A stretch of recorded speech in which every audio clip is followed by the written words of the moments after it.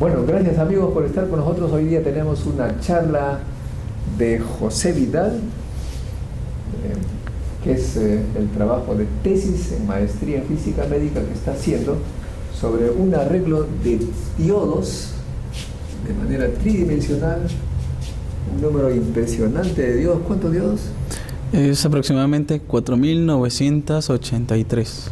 4.983 diodos para calcular la dosis que se puede recibir en alguna partecita de un supuesto cerebro. Así es.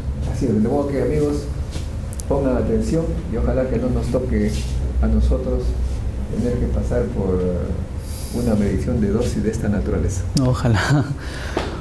Bueno, ante todo, buenas noches. Mi nombre es José Vidal. Soy estudiante de la maestría de física médica.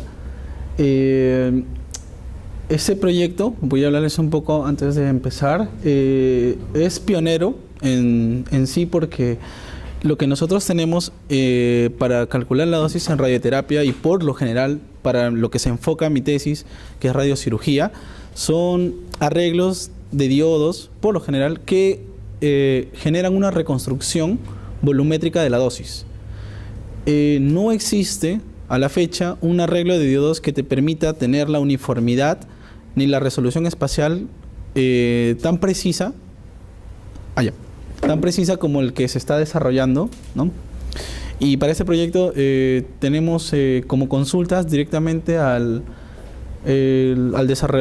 desarrollador del programa Penélope y unas colaboraciones extranjeras, ¿no? Bueno, voy a empezar un poco con lo que es la radiocirugía.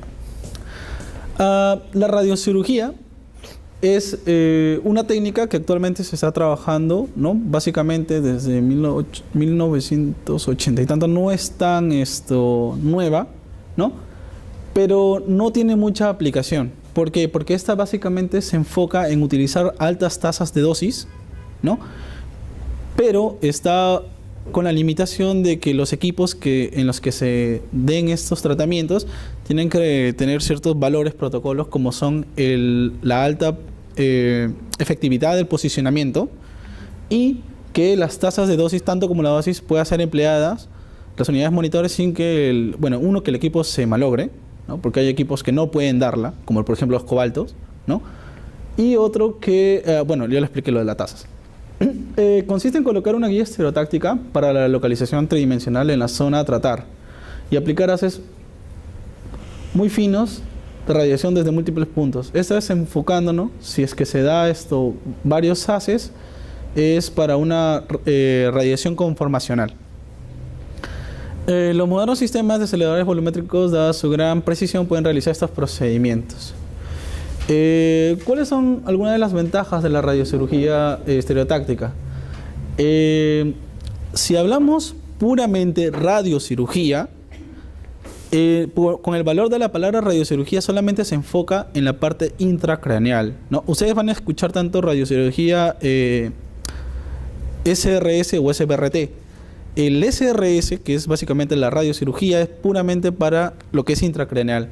La otra radiocirugía extracraneal, ¿no? Esas son dos cosas que tienen que saber diferenciar. También es radiocirugía, pero lo que fundamenta la radiocirugía intracraneal es que es solamente una dosis, una sola única dosis, ¿ya? Mientras que la radiocirugía extracraneal puede ser en 2 sesiones o en 3 sesiones, pero también teniendo una alta tasa de dosis, ¿no? Por ejemplo, para pulmones, dependiendo, algunos para próstata, dependiendo. Entonces, ¿qué tenemos? Que cuando se da este tipo de tratamiento, el paciente es un paciente ambulatorio porque entra a la sala, se le irradia y el paciente sale caminando tal cual como ingresó, ¿no? O sea, no precisa de estar internado ni nada de estas cosas. No hay riesgo de utilizar anestesia general porque la anestesia se emplea cuando hay mucho movimiento, ¿no? En este caso, los tiempos de irradiación no son tan largos, o sea, propiamente de tratamiento no son largos, pero sí es un poco, el tiempo sí se extiende porque hay que estar colocando el marco estereotáctico que lo que hace es inmovilizar al paciente. No hay incisión quirúrgica, los tratamientos se utilizan con radiación, básicamente se conforma toda la dosis que se precisa en el lugar que se necesita sin necesidad de hacer ninguna incisión, ¿no? No se precisa transfusiones, me pérdida de sangre. No hay riesgo de infecciones porque no hay herida abierta. Y es ideal para pacientes de avanzada edad y pobre condición médica, ¿no? Por lo general, estamos hablando de tumores cerebrales. Entonces, tienen una pobre condición médica. Bueno, los equipos de radiocirugía actualmente, los más comunes, ya generan lo que es tratamientos volumétricos. ¿Qué quiere decir esto? Que la dosis es conformada. Ahora, bueno, para el proyecto, o sea, en sí para el proyecto, nosotros vamos a generar un fantoma. En sí es un detector, ¿no? Pero va a estar basado en un fantoma porque lo vamos a hacer primeramente por modelamiento, ¿no? Nosotros vamos a utilizar, creo que alguien habló por ahí de Penélope. Nosotros vamos a trabajar con una librería llamada PenEasy que va a trabajar tanto las geometrías cuadráticas como los voxeles para poder enfocar esto. ¿Por qué?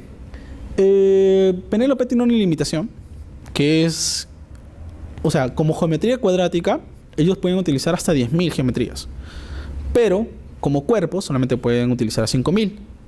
Y mi distribución se extiende hasta los 48.000, 49.000 más o menos, ¿no? Entonces es imposible trabajarlo desde ese punto de vista.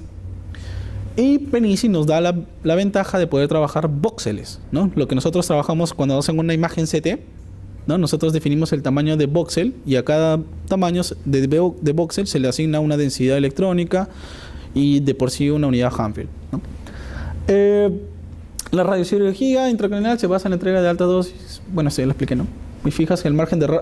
el margen de error, imagínense, el margen de error es de 1 milímetro. Quiere decir que es muy complicado, ¿no? Para cierto tipo de pacientes. Por ejemplo, los niños, los que han tenido la oportunidad de hacer prácticas, cuando se les hace un tratamiento de radiocirugía es muy complicado. Siempre tiene que estar al costado del anestesiólogo porque ellos tienden a tener un movimiento. Pero imagínense el movimiento de 1 milímetro. O sea, ustedes están enfocando su radiación, o sea, lo que ustedes han planificado es aproximadamente para tratamientos de radiocirugía entre 4 y 3 centímetros el tumor. Si es mayor a eso, no está permitido, ¿no? Y el margen de error, depende de la bibliografía, es entre 3 y 4 centímetros. Pero el margen de error del movimiento de la persona es de 1 milímetro. 1 milímetro. Es bien preciso. Entonces, por eso, como les dije en el inicio, se le da un tiempo para poder hacer el posicionamiento, la fijación con el marco estereotáctico y fijarlo a la camilla. Sé que quizás va a haber muchas preguntas sobre esto, pero bueno, voy a intentar avanzar para tener tiempo para las preguntas. Los actuales equipos que tenemos, yo he enfocado esto más a 4 equipos, que son el Gamma Knife, es uno de los más, por así decirlo, actuales equipos acá en el Perú, que es el Gamma Knife del Pacífico, creo que es el primero que existe acá en Perú, donde también se desarrolla lo que es radiocirugía, ¿no? Es de esta parte de acá, es el cabezal del Gamma Knife, que cuenta con algo de 201 fuentes de cobalto. Bueno, acá está alargado, pero en realidad es un cascón semisférico, algo así, ¿no? Acá obviamente está lleno, por acá esto demás. Bueno, este dispositivo de radiocirugía estereotáctica tiene una modalidad de radioterapia enfocada con rayos X de alta potencia.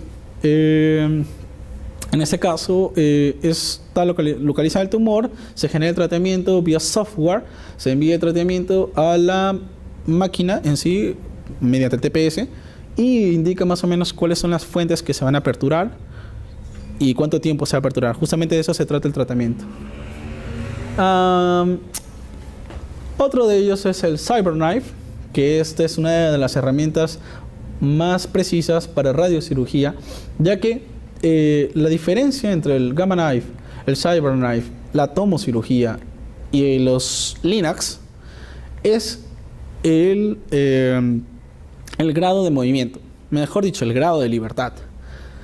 El Gamma Knife no tiene ningún grado de libertad. Las fuentes no se mueven dentro del equipo. Ninguna se mueve. Todas están fijas.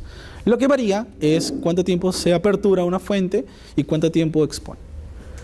En el CyberKnife, a diferencia de las otras 3 que les mencioné, tiene 6 grados de libertad. Si no me equivoco, claro, son 6 grados de libertad. Al paciente se le sitúa aquí, ¿no? Acá están estos Son fuentes de rayos X, las comunes, las fuentes de rayos X que se utilizan para placas, e irradian, por ejemplo, acá está la cabeza, estas fuentes irradian en todo momento y abajo están los detectores, entonces en todo momento está siendo guiada por imagen. Para un breve tratamiento irradia a un punto que donde se supone que se localiza el tumor, la fuente de rayos X disparan, se emite y al toque se conecta, las imágenes llegan al planificador y se ve cuánto se ha movido. Entonces tenemos un equipo con seguimiento de imágenes, ¿no? Muy bueno y muy preciso, porque este equipo se mueve en todas las dimensiones. Es la ventaja. Como tiene ese grado de libertad, acá está el primer brazo, ¿no? Se mueve así, el segundo brazo, el tercer brazo, y todas son muy precisas. Esa es la ventaja. Y aparte que la fuente, que sí básicamente es un acelerador lineal pequeño, su ventana de radiación es muy pequeña, es aproximadamente, creo que a campo abierto es 2 centímetros, no, 2 o 3 centímetros, la verdad eso sí no lo tengo muy claro, no recuerdo. La tomocirugía se utiliza actualmente ya los equipos de tomoterapia, ¿no? Actualmente acá en Perú no hay. Es una técnica innovadora que incorpora la imagen también guiada, ¿no? La radioterapia guiada por imágenes, y mejora la calidad con los tratamientos, ¿no? Es una técnica que ofrece una gran versatilidad. Existen muchos trabajos de tratamientos hipofraccionados, que eso creo que eso lo han visto en radiocirugía. Administrarles los mismos tratamientos, solamente que menos sesiones y un poco aumentando la radiación y viendo cómo es la radiobiología involucrada. La tomoradiocirugía hace lo mismo, ¿no? O sea, conjuga la versatilidad de la tomoterapia y la técnica de radioterapia, que incorpora posibilidad de monitorizar el tratamiento de tumores mediante imágenes tomadas en tiempo real, ¿no? Es básicamente lo mismo que el Gamma Knife, solo que el equipo de tomoterapia, ¿no? Es muy diferente al equipo del CyberKnife. Por ejemplo, este es un equipo de tomocirugía, ¿no? Es igual. En todo momento se está haciendo un tratamiento guiado por imágenes. A diferencia del CyberKnife, el CyberKnife tiene por fuera los elementos que van a generar el posicionamiento, ¿no? Esos son los equipos de rayos X. Y este es el Synchronic, que no sé si han visto en los equipos de... Bueno, si han visto planificación de tratamientos, por lo general hay movimiento cuando uno respira, hay movimiento peristálgico, hay movimiento prostático, todos esos movimientos, el Gamma Knife, el CyberKnife, ellos en todo momento están monitorizando eso. Entonces, para todo eso también conjugan todos esos posicionamiento, movimiento de los órganos, y ellos al toque generan esa imagen y empiezan a irradiar en función a eso. Entonces, es muy, muy, muy preciso, ¿no? Hay otros equipos que no lo consideran, o como también hay otros tipos de sincronía. Algunos son por el tipo respiratorio, el gating respiratorio. Hay otros que buscan la frecuencia de respiración, ¿no? Y con eso lo colocan la frecuencia de respiración sobre el tratamiento, y el acelerador irradia justamente cuando esté en la posición. Hay otros que también utilizan con diodos. Es muy, muy versátil esto del posicionamiento. Y justamente lo que hay en más cantidad para ese trabajo, que son los LINAC, los aceleradores lineales. Los aceleradores lineales en radiocirugía, hasta hace ya una década aproximadamente se utilizaban con conos. Bueno, no sé si habrán escuchado los conos. Eran aplicadores que reducían el campo, ¿no?, a básicamente pequeños haces, y con estos pequeños haces la máquina generaba el tratamiento, ¿no? Uno planificaba con esos pequeños haces. Actualmente existen otros tipos de aplicadores, ¿no? Por ejemplo, las multiláminas y las micromultiláminas, que son mucho mejores que la multilámina, porque ellos sí permiten conformar campos más pequeños y esto de diferentes formas, ¿no? Es una ventaja. Los sistemas detectores comerciales para radiocirugía actualmente, primero, ¿no?, ¿qué es un sistema de detector? O sea, ¿qué es un detector en sí? Se precisan de elementos que permitan correlacionar y sobre todo verificar que la planificación del tratamiento, lo que se hace por software, es el mismo que se brinda. Entonces, necesitamos tener esa corroboración de, como estamos hablando, que son altas dosis, que lo mismo que se planifica, lo mismo debe ser entregado.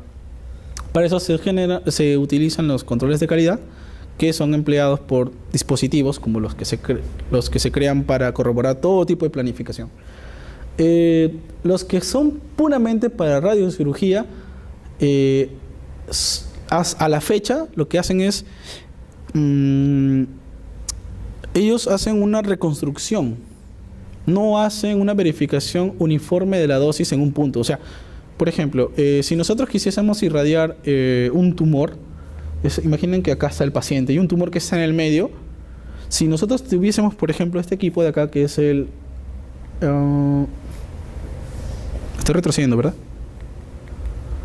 El ARCheck. Este es uno de los equipos más conocidos en lo que es la línea Varian, porque obviamente acá hay un problema también, ¿no? O sea, por lo general un equipo de control de calidad siempre viene asociado a una marca. Por ejemplo, los que utilizan el equipo ARCheck son los que utilizan los aceleradores lineales de Varian, que es una de las empresas más comerciales que existen para aceleradores lineales. Otro es el equipo de PTW del control de calidad, que es el Octavius. También es igualito que el ARCheck, solamente que ellos utilizan un plano que tiene un arreglo lineal de diodos, un arreglo planar de diodos, y lo que hace es, bueno, acá no se ve muy bien, pero igual que el ARCheck es estático, es un arreglo cilíndrico de diodos. Entonces, si tenemos un cilindro por acá, si nosotros irradiásemos en cualquier punto y queremos hallar la dosis al medio, no vamos a hallar exactamente la dosis que realmente llegó ahí. Vamos a hallar la dosis que llegó a la superficie, la dosis que llegó a este punto, y vamos a encontrar la dosis de salida entre este diodo, como el diodo está en la superficie, en este diodo y en ese diodo. Y si queremos hallar la que estaba en el medio, simplemente hacer una reconstrucción. No tenemos realmente un diodo en el medio que nos diga cuál es la dosis real que llegó. Simplemente se hace una reconstrucción. Entonces, nosotros necesitamos, para esto de radiocirugía, como estamos diciendo que el margen de errores de 1 milímetro, realmente necesitamos conocer con más cercanía cuáles son las dosis distribuidas, ¿no? De manera volumétrica. Esta charla, la verdad, yo la hice más que nada para los ingenieros, porque el proyecto precisa de un ingeniero electrónico, pero puedo explicarles por qué están estas especificaciones. Lo que pasa es que nosotros no solamente es cuestión de, ok, necesito muchos diodos colocados en el centro y veamos cuántos necesito y podría llenarlo, ¿no? Pero ¿qué ocurre? En radiocirugía, la física que a ustedes les están enseñando, la física de cómo hallar la dosis, cómo hallar el kerma, cómo hallar bueno, todas las unidades dosimétricas para dosis entregada por radiación van a ser muy diferentes a la dosis para campos pequeños. Por lo general, para campos aproximadamente de 3 centímetros a más, todos los cálculos que ustedes hacen sí funcionan. Pero para campos pequeños existe un desequilibrio, o sea, no existe el equilibrio electrónico de partículas cargadas. Quiere decir que la penumbra, bueno, no sé si me estoy adelantando, ¿han leído así? Entonces, quiere decir que la penumbra es mayor. En un campo pequeño la penumbra es mayor. Quiere decir que nosotros necesitamos calcular cuál es el rango de partículas cargadas y sobre esos valores colocar un diodo.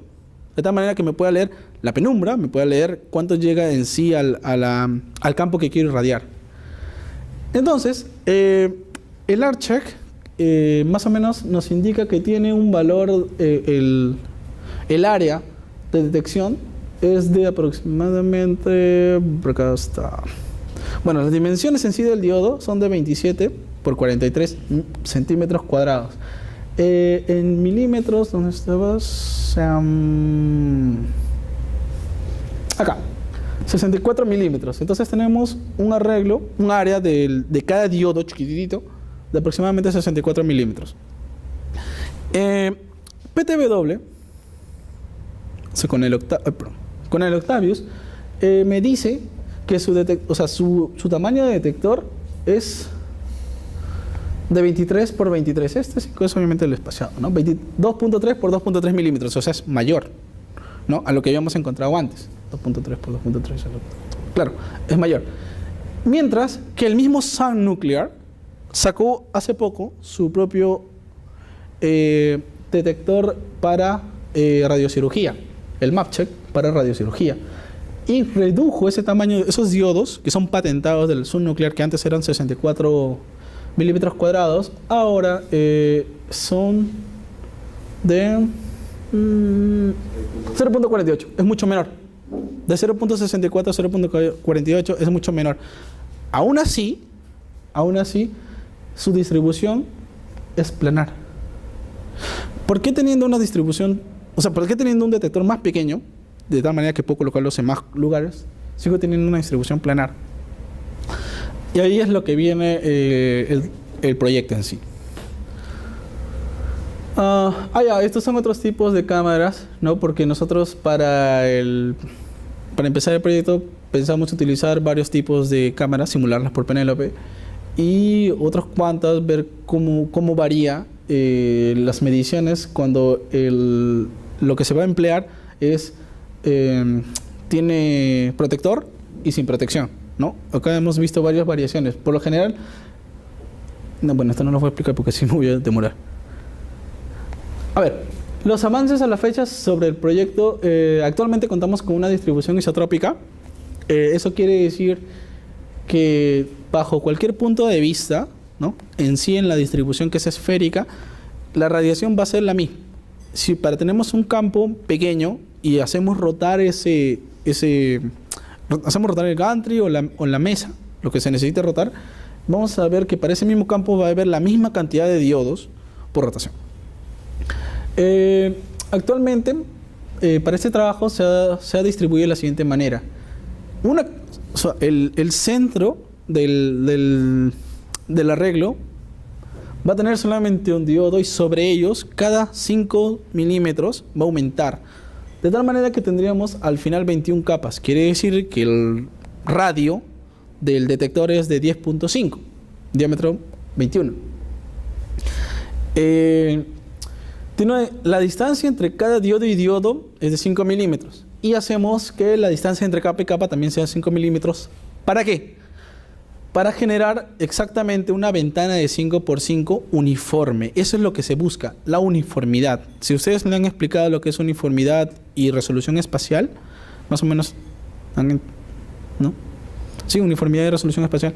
La uniformidad, en sí la resolución espacial lo que permite es que la misma cantidad de diodos que existan en un espacio no varíe en función a otro espacio. ¿Para qué? Para que no se genere la necesidad de hacer reconstrucción. Por ejemplo, si acá tenemos en este espacio 3 diodos, en este espacio real, en 3 dimensiones, en este espacio tenemos 3 diodos y acá tenemos 2, no vamos a tener la misma resolución espacial. Quizás acá sí lea, ¿no? Y acá donde hay solamente 2 en el medio no va a leer. Para hallar este punto tendríamos que hacer reconstrucción, que es lo que no queremos. Queremos hallar exactamente la dosis. Por eso es que se precisa justamente estos valores, para tener, por así decirlo, voxeles de 5x5.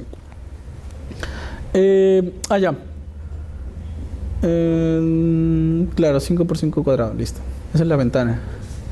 Y los datos técnicos del arreglo, ¿no? Ese es el arreglo que yo he ploteado. Está bien condensado, la verdad. Estos puntos de aquí son errores de la distribución. Poco a poco los estoy eliminando porque, como les explico, son mucha cantidad de diodos. Entonces uno tendría que saber cuáles son en la función los que están fallando. En sí esto ha sido ploteado en GnuPlot para los que usan programación y aquí está la malla, ¿no? Entonces, por ejemplo, tenemos en función a los radios que se separan desde el centro. Para el primer radio, para la primera esfera de radio 0.5, nosotros calculamos un total de 6 diodos, ¿no? 6 diodos distribuidos. Y hallamos los ángulos. Nosotros tenemos que tener la cantidad de diodos, las correcciones del ángulo y las correcciones de la distancia. ¿Esto para qué? Para que más o menos tengamos en cuenta cuáles van a ser nuestros errores finales y si es que obviamente no vamos a poder colocar exactamente a 0.5 centímetros o a 5 milímetros. ¿Por qué? Porque lo que nosotros queremos es evitar la superposición. Si ustedes han visto la teoría de Buck-Gray, ¿sí les Buck-Gray? ¿No? Está bien. Ya. Cuando tenemos una cámara, ¿sí? ¿Sí han visto más o menos? Cuando tenemos una cámara de ionización o cualquier tipo de cámara, si el campo de radiación es mayor que la cámara, quiere decir que la cubre, no existe ningún problema. ¿Por qué? Porque la carga ionizada que ustedes hallan en las cámaras es simplemente un promedio de cuánto volumen de la cámara ha sido irradiado y cuál es la carga colectada. Y en función a eso, hay una dosis. Quiere decir que si yo tengo un volumen de una cámara y el tamaño del campo es mayor, básicamente todo el volumen está irradiado, ¿sí o no? Pero, si el campo es pequeñito, por ejemplo, si el campo es así, y la cámara es más grande, quiere decir que solamente va a irradiar una parte, ¿no? Entonces, como esto va a generar un promedio, la cámara no dice, ok, yo estoy recibiendo una carga generada en un pedacito de cámara, porque la electrónica de la cámara no es así. La electrónica de la cámara es de toda la cámara. A pesar de que se irradia en una sola parte, el gas ioniza en solamente una parte, hace el promedio de todo. Entonces hay un problema. Entonces por eso necesitamos detectores tan pequeños o más pequeños que el campo. Por eso es que justamente usamos diodos, ¿no? Entonces eso es algo importante. ¿Por qué usamos diodos? Porque necesitamos que los detectores sean más pequeños que el campo que se va a utilizar. ¿Y por qué no exactamente a 5555? Porque existe superposición. Como los campos son pequeñitos y si yo pongo acá un diodo y encima otro diodo y por ahí va a pasar mi haz, va a ver, este detector va a leer. Pero como ya tiene un material ese detector que puede ser silicón, el siguiente detector ya no va a leer la misma dosis. A pesar de que sea profundidad, a pesar de que sea en la misma profundidad, va a leer menos porque ya acá hay una corrección por profundidad, por dispersión del primer diodo. Entonces no podemos hacer que sea exactamente superpuesto. ¿Qué otros datos técnicos tenemos, no? Ya. Aproximadamente son 5 milímetros, ¿no? Con el error de 0.0015 milímetros, sin contar las capas más internas, porque las más internas no permiten colocarlo a 5 exactamente, ¿no? Ahí sí hay un error grande, ¿no? De 0.1325. La distancia entre las capas sí es más cercana, ¿no? El error es básicamente el mismo, pero en las capas más internas es de 0.11, es 0.011, entonces es más preciso. El centro de las capas puede o no tener un diodo, ya que esto ahorita lo estoy evaluando en Penélope, porque si coloco un diodo ahí quizás sí haga superposición, pero lo necesito, a pesar de que no debería, por la superposición, lo necesito para que sea exactamente isotrópico. Acá está, ¿no? El valor de la cantidad de diodos es 48.924, que es un montón de diodos, y esto sin considerar el del centro. Las 22 capas esféricas, con los radios que aumentan, es 21, acá es 21, no es 22. Y el error de dispersión de las posiciones es aproximadamente 0.8, o sea, no dispersa tanto. Rotación para el diseño esférico. Nosotros tenemos otro problema. Como dijimos, tenemos un montón de diodos, pero estos diodos no se comunican vía Bluetooth, vía infrarrojos, son con cables, igual que cualquier diodo, igual que cualquier cámara. La señal es colectada por cables. Entonces, al tener una distribución de 48.000, 48.000, bueno, ya 49.000 básicamente, y vamos a tener 49.000 cablecitos que salen y van a colectar la carga. Aquí viene un gran problema. Sí o sí van a dispersar, van a generar dispersión. Estos cables, depende de cómo se conecten, igual van a generar dispersión. Y en el peor de los casos, de que los cables generen una dispersión, pero querramos disminuirla, tendríamos que hacer que todos estos cables salgan por una sola cable colector, como lo hacen el Arche, como lo hacen el Octavius, ¿no? Entonces, finalmente vamos a depender de un grado de libertad para el movimiento, para que cuando irradie por ese lado donde sale el cable, no afecte la distribución.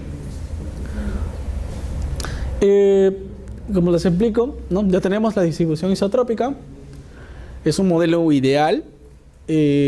Justamente permite lo que es los factores que permiten que sea isotrópico es la uniformidad en 3 dimensiones y la resolución espacial. Adicionalmente, la distribución permitirá adquirir los datos sin la necesidad de considerar los grados de libertad. Eso es lo que se espera, ¿no? que no necesitemos esos grados de libertad. Y se restringirán las incertidumbres al posicionamiento, básicamente, y a los datos adquiridos. Y la radiación llegará a la misma cantidad de diodos en posiciones, en forma como se posicione, por ser isotrópico, debe llegar de la misma cantidad de diodos. Los resultados preliminares, aún no se tienen resultados del proyecto debido a la cantidad, como les explico. Penélope no tiene más que tiene limitación de 5000 geometrías. 5000. Y ya descartamos una, que va a ser el Fantoma. De por sí lo vamos a hacer de PMMA al inicio.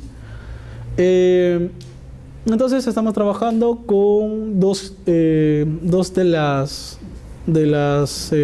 rutinas de simulación, que es el PenBox. En sí es una rutina de PenEasy, justamente para voxelización. Y la rutina de Penélope, que sería el PenGeom, acá está, ¿no? Que es propio para generar todo lo que es geometrías. Se realiza la conjunción de la geometría cuadrática para la esfera, ¿no? Que les explico, y los voxeles en las posiciones halladas de las tablas. El desafío del electrónico del arreglo.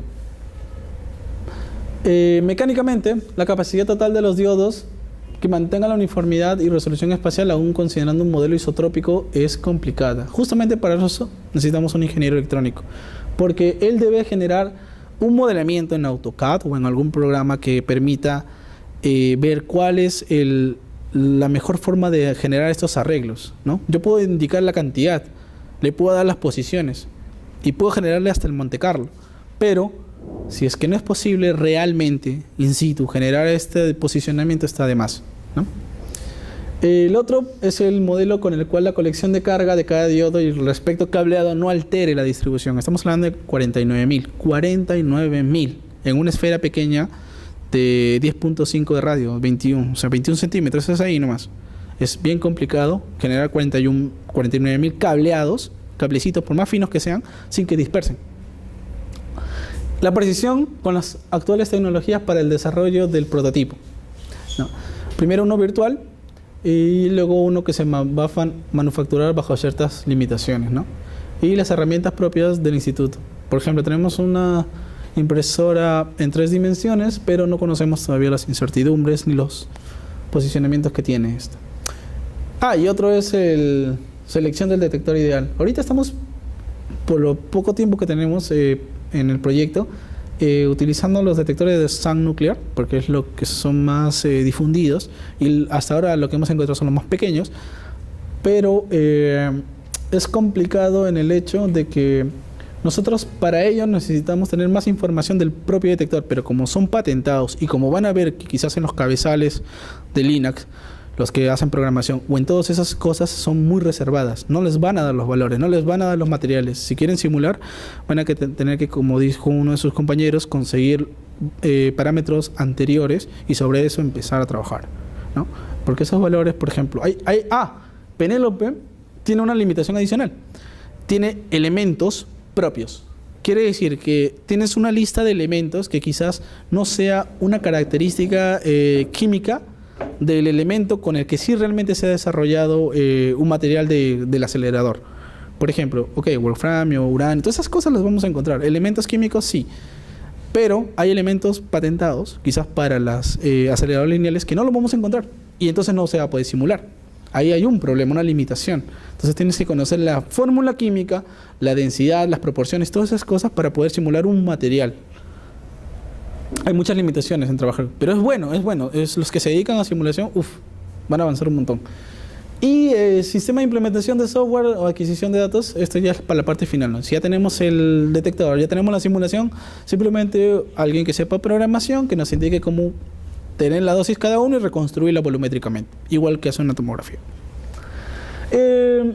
Bueno, como les explico, ¿no? Nuestro número ideal de detectores es abrumador, 48.924. Sería bueno si pudiésemos desarrollar ese proceso, ¿no?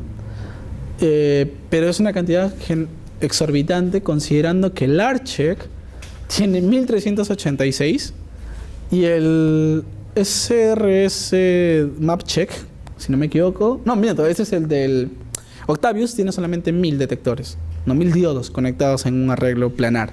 Entonces es un poco complicado. Ya para terminar, la arquitectura electrónica para la colección de datos en electrónica del detector. Necesitamos considerar los problemas en sí sustanciales, es la cantidad de cables, el cableado. Ese es el problema fundamental del proyecto, el cableado.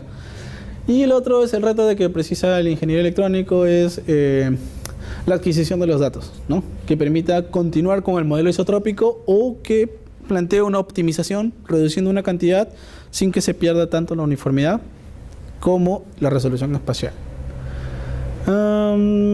Esperando el mejor diseño, ¿no? Obviamente esperamos que el ingeniero electrónico sea capaz de generar un buen diseño, ¿no? Para proponer. Y el manejo de datos y el análisis va a ser finalmente el modelo planteado.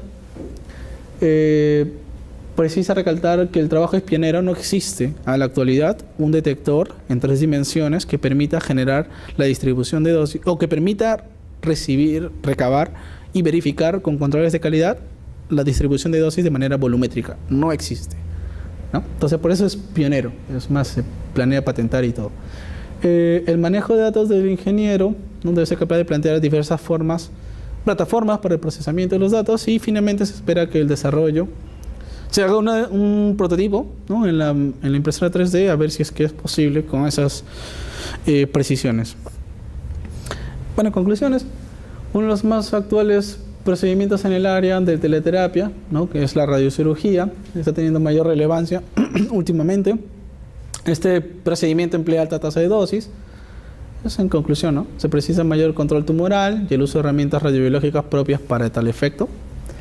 Y como caso particular de la radiocirugía intracraneal, ¿no? Que es el caso del proyecto, el tamaño del tumor es aproximadamente entre 3 y 4 centímetros. Por lo general en las literaturas van a encontrar de 3 centímetros, ¿no? A menos, ¿no? Como diámetro máximo. Quiere decir que si tiene una irregularidad, se considera el diámetro máximo 3 centímetros, pues puede pasar a radiocirugía, si es en el cráneo, claro. Y la física para campos pequeños, que difiere mucho de la física convencional empleada para lo que es campos normalizados, cuyas tolerancias posicionales es un valor muy importante. Para radiocirugía es de 1 milímetro del error posicionamiento. Bueno, eso es todo, la verdad. Si tienen alguna duda, alguna pregunta.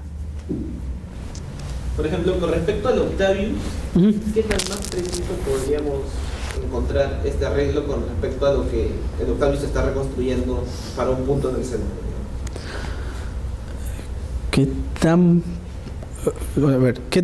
O sea, la diferencia entre este arreglo y el Octavius. El Octavius es un arreglo planar que hace una reconstrucción por el movimiento que genera, ¿sí o no? Este plano hace una rotación sobre su eje central y va reconstruyendo, pero imagínate,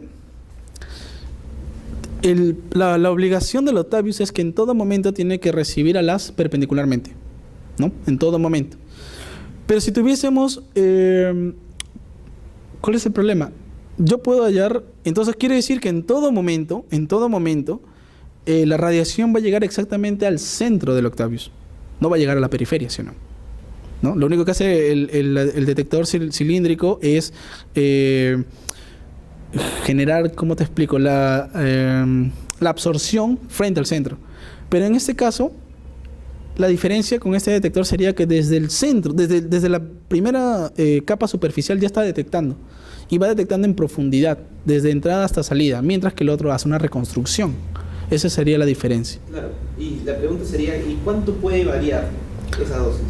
¿Cuánto puede variar? ¿Está reconstruyendo el Octavius para su periferia? Ah, muy bien. La reconstrucción es esto... bueno, yo la verdad más me he dedicado a lo que es el ARCHEC, pero la reconstrucción estamos hablando, o sea, el radio del ARCHEC es aproximadamente 10.3, el radio. Estamos hablando de un diámetro de aproximadamente, ponle 20. Entonces quiere decir que entre este punto de entrada y este punto de salida, en 20 centímetros se está reconstruyendo la dosis como él cree que está llegando. Mientras que en el otro, básicamente te está diciendo cuál es la dosis real.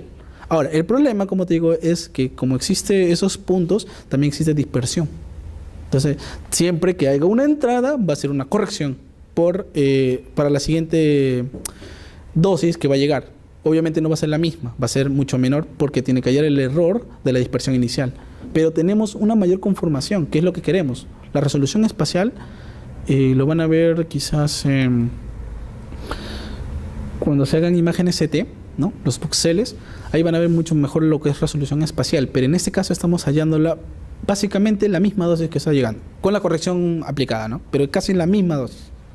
En cambio en el otro es reconstrucción. Bueno, no sé cómo es tanto el Octavius, pero el Arche, que es fijo, sí sé que es en 21 centímetros o en 20 centímetros reconstruir como el software cree que llega, no es lo real. ¿Ya le han hecho alguna simulación Monte Carlo para compararlo con lo que te estaría botando el Octavius para un punto, para un campo de ejemplo, por decirlo de esa manera? Bueno, como te digo, no sé tanto con lo del Octavius, ¿no? Con el Arche. La construcción todavía está limitada mucho a lo que es el uso de las herramientas de distribución de Penélope, que es el de Voxel. Entonces, aquí viene una limitación. Tenemos ya las posiciones. Tenemos básicamente las componentes del detector, tenemos la forma, tenemos todo. El problema es escribirlo, porque, bueno, creo que su compañero sabe un poco de Penélope. Escribir solamente una geometría cuadrática es aproximadamente 8 líneas de programación, desde superficie, índice, rotaciones, es que existen. Entonces, colocar 49.000 es, imagínate, es un montón. Y eso no es solamente para definir la posición, definir la superficie. Ahora, para definir el módulo, para definir el cuerpo, es mucho más.